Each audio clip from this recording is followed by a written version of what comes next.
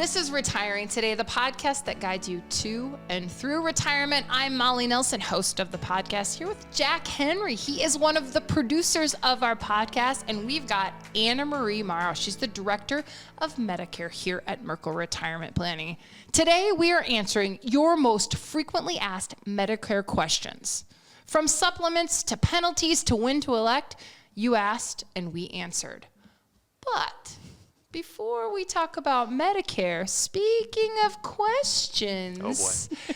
Dun, dun, dun. Jack is one of the newest team members here at Merkle Retirement Planning. Jack, we're so glad to have you on board. Jack, Thank you. So good to have you. Jack takes care of a lot here. He wears a lot of hats, but one of his big projects is our YouTube channel, Merkle Retirement Planning. You can search that when you go to YouTube. He has really been working hard on making the videos beautiful, organized, titles and descriptions. I mean, so much goes into that YouTube page. It sure does. We spend a lot of time making sure it looks nice and people get the information that they need. So check it out. You can see Jack's hard work. But back to questions. Jack has a big question coming up in his life. Jack, tell us what's about to happen. The short answer to the big question is, will you marry me? And that's going to be to my girlfriend of now 4 years. And hopefully that question will have been popped by the time this episode comes out. Otherwise, major spoilers incoming. We'll keep you all posted if it's a yes or a no. Feel free to call in to find out. What if Charlotte first hears it here? What if Charlotte's listening to the podcast and she hears it first and she calls you and says, yes, I will marry you, Jack. Well, that might be an easier way to do it than actually asking her. But There you go. We'll have to consider the best route to go. I suspect, though, if I know you, Jack, you've got a great proposal planned. I know the ring has recently been purchased, and I know you're excited for just the right timing to ask that very important question. AnnaMarie, do you remember the day that Dustin proposed to you? I do. It was January of 2016. We were at a restaurant in downtown Des Moines that's no longer there. And it's funny because I did not have this on my radar at all. Unlike I feel like most people know it's coming. I did not. And so the waitress, towards the end of dinner, she puts this box in front of me. And I was thinking it was a box of mints, how they, give you a box of mints at a fancy restaurant. Yeah. So I just ignored it because I wasn't done eating yet. And so then she comes back like 30 seconds later and literally puts it, like slams it on my plate in the middle of it. I'm like, listen. That was aggressive. And then I see it's an actual nice fancy box. And you're like, wait a second, okay. those aren't mints. Yeah. I think that I need to open this box up right now. Get down on one knee, Dustin, and yes. Yeah, he did. Everyone cheered, and I was happy that it was not mints. It was great. Yeah. Nice surprise there. Very nice. Well, proposals and will you marry me make great questions, but if you have Medicare eligibility in your sights, you know that there are a lot of questions you have about that because AnnaMarie, I've heard you say it many times, but it bears repeating. If you are getting close to Medicare eligibility, you are getting inundated with information. Yes, and these are more stress-inducing questions rather than a proposal. So there's that strong difference between those two. But yeah, as people are within that first year of turning age 65, you've turned 64, expect your mailbox to just fill up. In a lot of cases, phone calls, emails, you name it, you are just getting inundated with all of this information. And unfortunately, a lot of it contradicts one another. So that's what we hope to do is just streamline information to make it an easier process and journey for people heading into this retirement phase. We have an online journey to retirement workshop, and this is an opportunity. You sign up for the workshop, and this is an opportunity for people to learn about all of the decisions that are coming in retirement. Today, we want to focus on Medicare because what's neat about the online workshop is we allow people to ask questions during the workshop. So what we're doing here today is taking some of the questions from our online journey to retirement workshop, which we'll talk about in just a little bit. But we want to answer those Medicare questions for you because we figure, AnnaMarie, that if people are asking these questions during the online journey to retirement workshop that we hold, they're questions that the listeners of this podcast have. Absolutely. And I think it's also, I like sharing this one disclaimer because this was a reaction I received after a workshop. This gentleman approached me. This was actually an in-person workshop. And he approaches me afterwards and he says, look, I came here confused about Medicare. And now I've listened to what you've had to say. And I'm even more confused than I was before. So if while you're listening to this and getting all this mail, you're not alone if you feel that confused as well, because everyone's situation is different. Everyone has different healthcare needs. Everyone has heard different things. But then I'm happy to report that after we met on a one-on-one basis and I learned about his goals and what he's been through, after 10 minutes, he says, oh, well, that was easy. Because we're trying to get information out there to cover everybody's situation, right? To know people will be taken care of regardless of what has happened to them. But once we have that one-on-one conversation, then it just streamlines that information so that you know what pertains to you specifically. Yeah, as you were talking, I found myself thinking of like a big funnel where all this Medicare information hangs out at the top, and some of it's good and some of it's bad, and some of it you need and some of it you don't. But once you drill down and get some of your initial questions answered, then you can get down to one or two questions. And then at the bottom of the funnel is your retirement plan, which includes a plan for Medicare, which includes, oh, this pertains to me. That's the real stuff that I need. And there's some real confidence when you get down to the end of that funnel. Exactly. When you have that plan, all the components work together to then guide you down that funnel to the decision that works best for you within that retirement plan. You don't have to pick and choose from this cloud hanging above the funnel, as you call it, which I love that. I love that metaphor. So I just took some of the questions we got during the online Journey to Retirement workshop. These are in no particular order. They're just things that people asked us during our online Journey to Retirement workshop that they had, and they were questions that pertain to Medicare. So the first one that we received recently is, if my spouse turns 65 and I'm still working, so she stays on my insurance, she declines Medicare B, will she have to pay the 1% monthly penalty when she accepts it? Be prepared for each of these questions. There's always the underlying, but or what ifs. But I will say on this case, as long as there are more than 20 employees at your employment, then it is considered Medicare qualified. So at that point, if she does not elect Part B or she denies it, she will not incur a penalty as long as there are more than 20 employees at that place of business. Yeah, let's talk a little bit about that penalty. What is that penalty all about, and when can you incur it? You can incur that 1% penalty if you've turned age 65, and let's say that you wanted to carry COBRA through 18 months. COBRA, even though it's an extension of an employer's healthcare plan, it's actually considered an individual plan because you've taken over payments and the employer's not providing that subsidy. So that is no longer Medicare qualified. Or if you've been self-insuring on the marketplace, the Affordable Care Act, Obamacare, all those names, if you're on one of those plans, also not Medicare qualified. So if you've gone through turning age 65 and you're not on a Medicare qualified plan, and then you do elect Medicare later on, that's when you can expect that penalty. And do you find that a lot of people do end up having to pay penalties? For Part B, the medical Part B, I have not myself run into anyone having to pay that penalty. I do have people who, with the Part D, the drug prescription component of it, that they don't mind being faced with that penalty later on, because right now, they're generally healthy, even though, we've explained, hey, if you don't enroll in a Part D drug card, the same time you enroll in Part B, then you would have a penalty later on when you do apply for a drug card. And they're fine with that. Sure, because they're thinking the drug card's going to cost more than the penalty, or you're helping them run all of those numbers. So at least you know what you're getting into, you know what fees you may be incurring. And I think what happens probably, or could happen, is people hear the word penalty and they get kind of nervous. But then when you help them dive into exactly what the penalty means versus what the cost of the drug card is, then they can make a decision based on their situation. Yeah, and to be clear, I've never advocated for anyone to have that penalty later on. Just this specific case I'm thinking of, I met with a gentleman about 2 years ago. He was turning 65, and he just had all the arguments against Medicare, just didn't like the program and all of this, and he wasn't taking medications, or if he was using like senior savings discount cards. So he's like, I don't want to pay this monthly premium. I don't need it. There's not a penalty now for not enrolling in it. So I made it clear that with this Part D penalty, let's say 20 years go down the road, and now he has accumulated some medications, he goes to enroll in a drug card.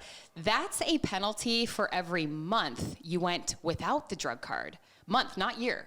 So 20 years times how many months times 1%, that's his monthly penalty. He's going to have that penalty attached to his premium throughout the duration of his lifetime. So again, I do not advocate for going the penalty route, but a lot of people would rather go that route than paying a monthly premium now.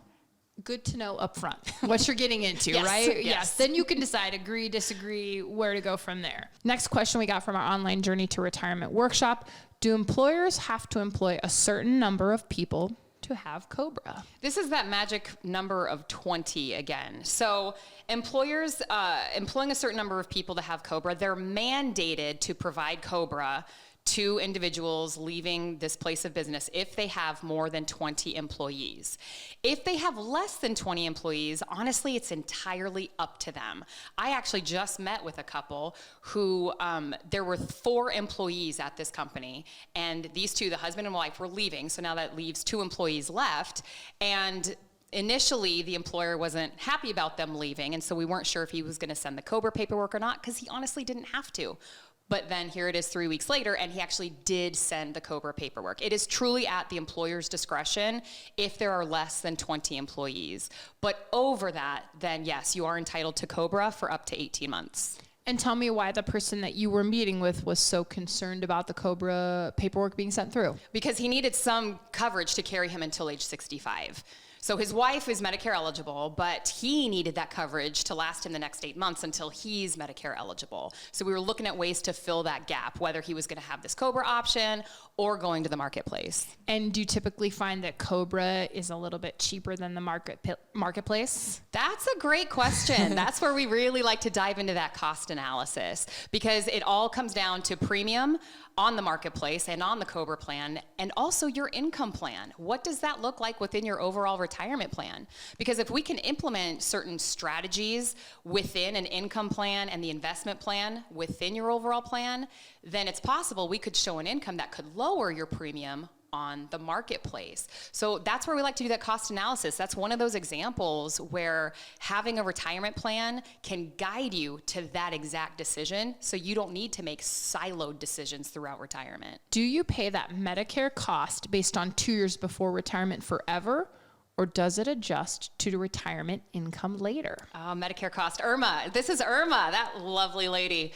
So IRMA, that stands for Income Related Monthly Adjustment Amount. And this question is one of those you definitely want to have in your back pocket when you head into Medicare, because what we find is more and more people are not aware of this. When you first elect Medicare, they will look at your income history. They do a 2-year look back. So for example, if you're electing Medicare in 2023, they will look back at what you claimed for your modified adjusted gross income in 2021.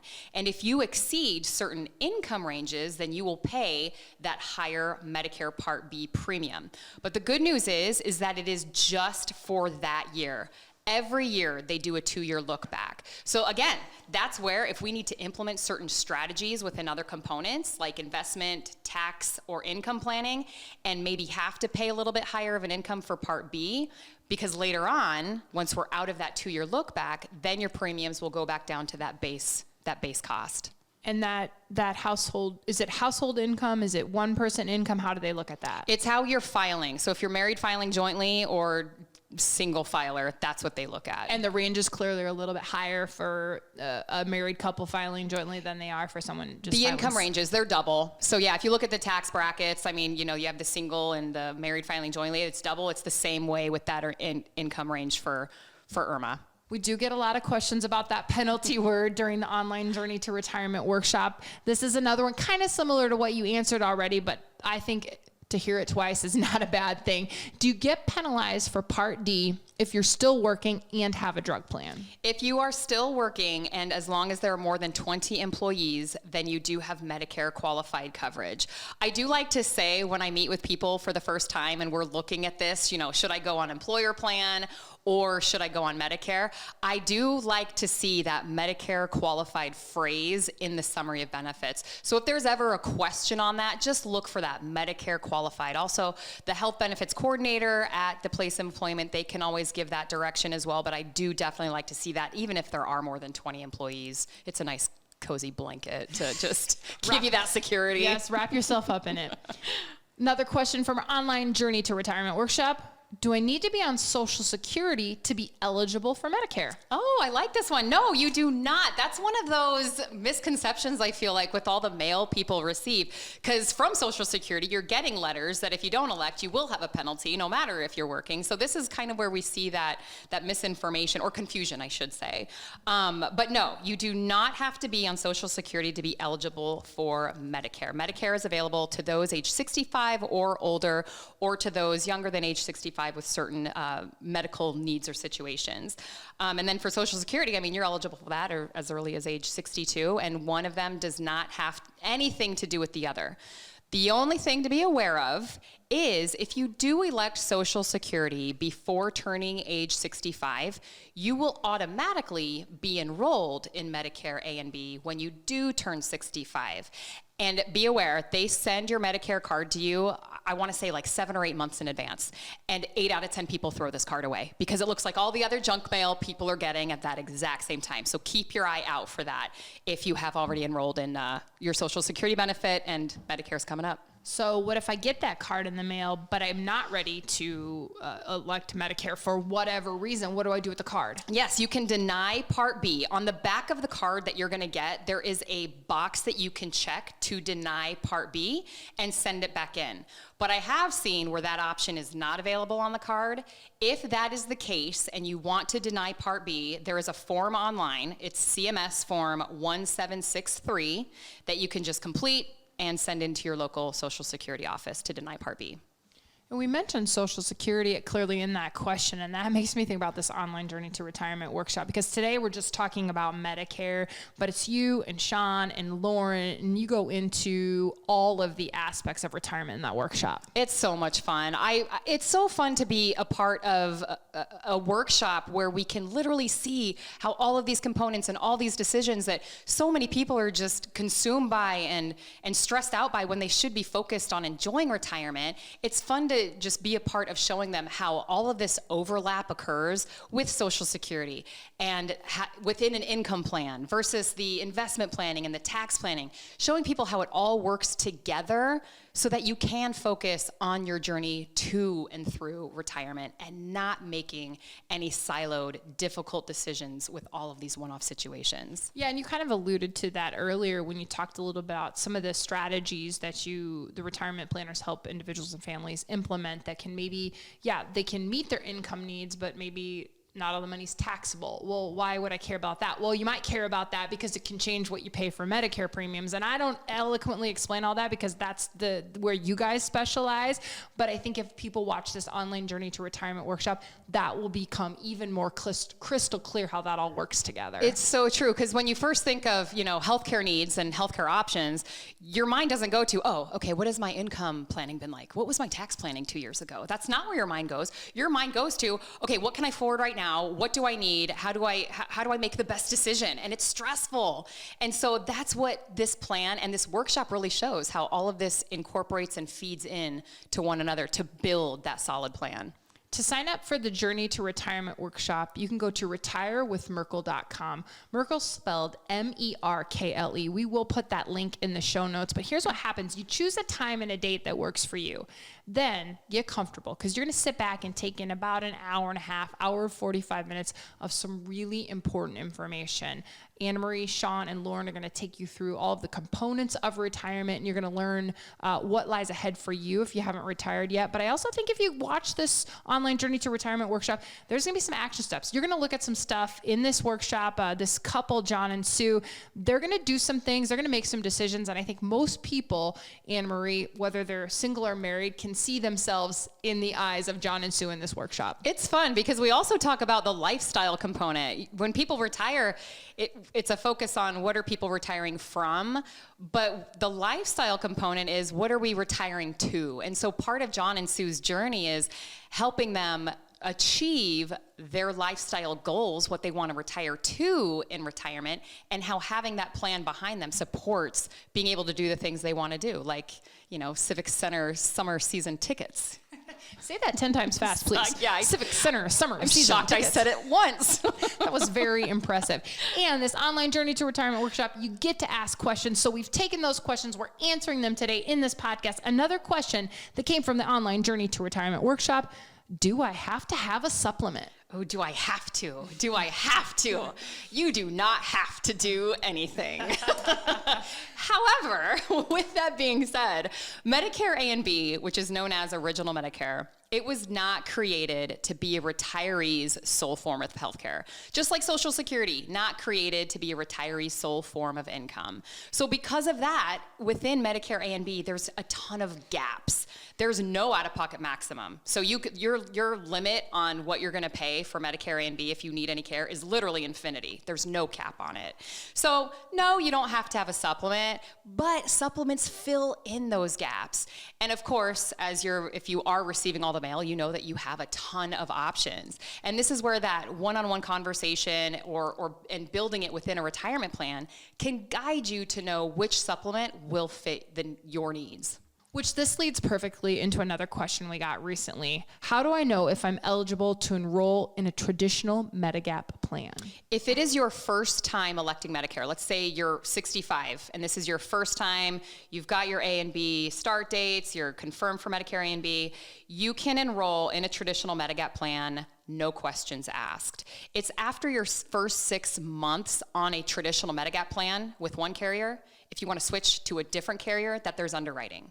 Or if you've gone, years without a supplement, you've just been on A and B and you're outside your initial enrollment window and you're wanting to enroll in a Medigap plan, then expect underwriting. And you could either be denied coverage, or if you do have an underlying condition, you'd just be paying a higher standard monthly premium.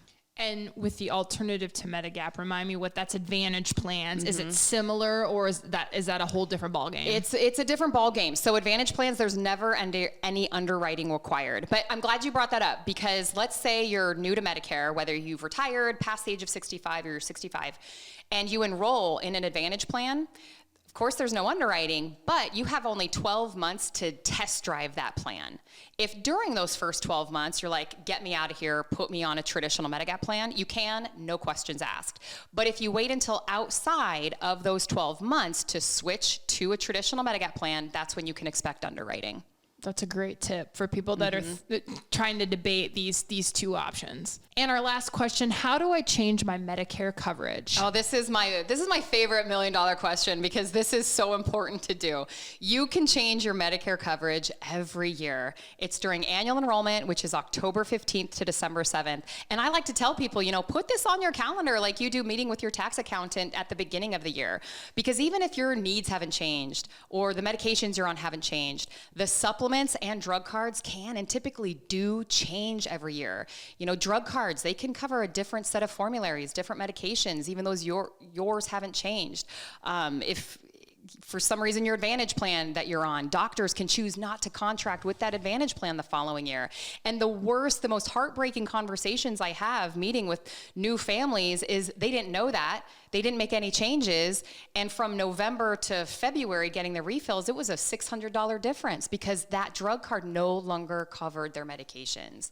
So this time period, annual enrollment, is really an opportunity to just make sure that you're set up for success for the following year and every year after that. And I have to imagine somebody listening who maybe is not working with a Medicare director like you, like the families and individuals we work with, you help them through this. But let's say you're not doing that.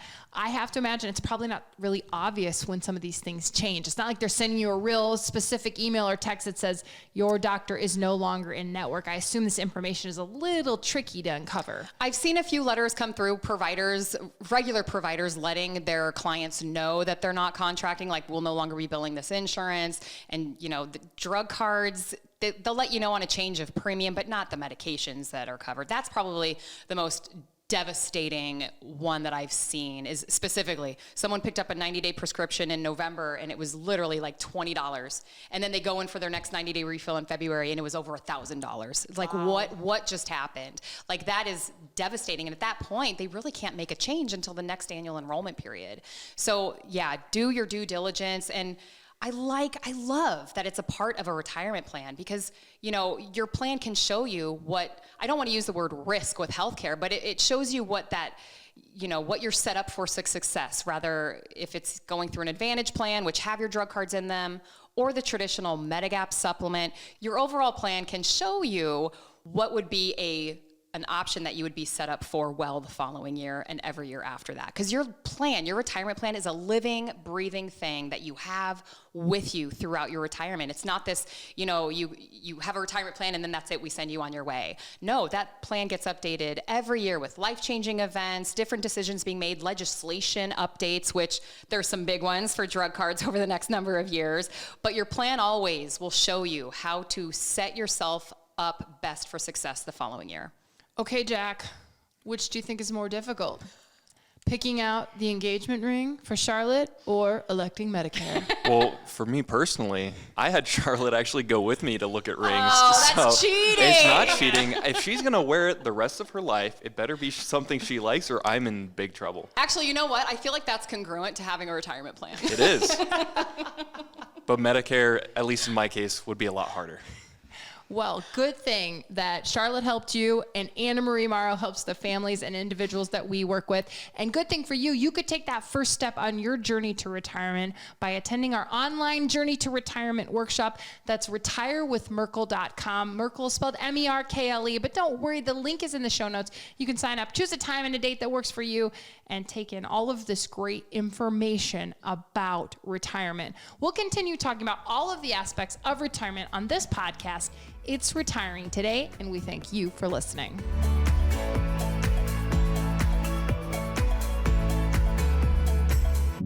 Merkle Retirement Planning is an independent financial services firm helping individuals create retirement strategies using a variety of investments and insurance products to custom suit their goals and objectives. Any information discussed in these shows is for educational purposes only and should not be construed as investment, tax, or legal advice. Investment advisory services are offered through Elite Retirement Planning LLC. Insurance services are offered through MRP Insurance LLC. He did ask my father for permission first, Jack. You're getting permission? I got that. That's on the docket. That's on the schedule. Perfect. That's good. He'll like that. But I don't know where my husband proposed to me. Oh my gosh, we're striking out here. Sorry, I gotta get a little witty. Actually, I do have a really good story, though. Okay. It's 2 seconds. All right, let's try it again. Okay. Okay. This is the secret behind the podcast. We just say a lot of words and then Jack puts them together.